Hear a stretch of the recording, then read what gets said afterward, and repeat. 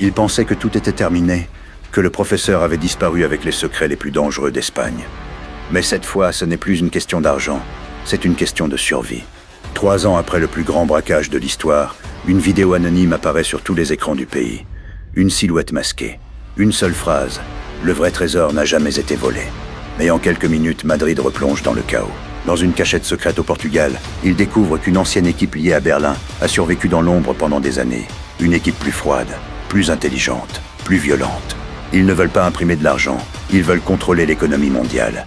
Et leur leader connaît tous les plans du professeur, avant même qu'il ne parle.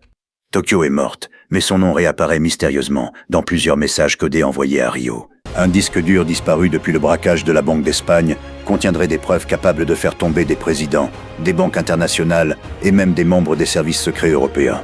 Le problème, c'est que plusieurs groupes veulent le récupérer en même temps.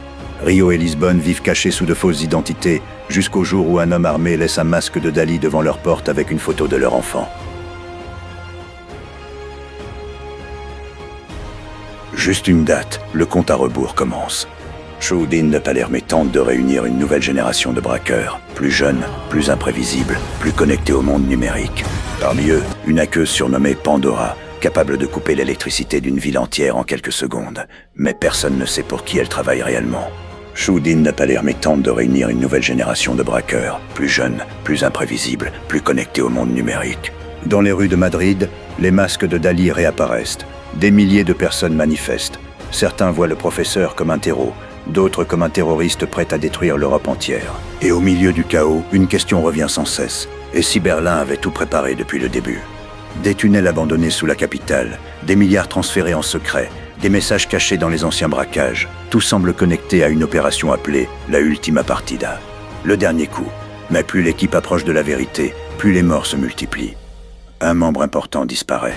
Un autre trahit le groupe pour sauver sa famille. Et si le plus grand braquage de l'histoire n'était pas juste une question d'argent, mais une question de pouvoir? Dans la nouvelle saison de Casa de Papel, chaque seconde coûte des millions. Entre les armes, les tunnels secrets, les explosifs, les hélicoptères et la sécurité maximale, le budget de l'opération dépasse tout ce qu'on a vu auparavant. Le professeur ne vole plus seulement des billets, il joue contre des gouvernements, des banques internationales et un système prêt à dépenser des fortunes pour les arrêter. Mais la vraie question est ailleurs. Combien gagne-t-il réellement? Des centaines de millions en or, en crypto, en cash, assez pour disparaître à vie.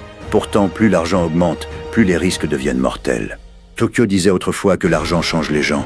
Et cette fois, même l'équipe commence à se trahir pour des parts plus grandes. Et derrière la série, c'est encore plus fou.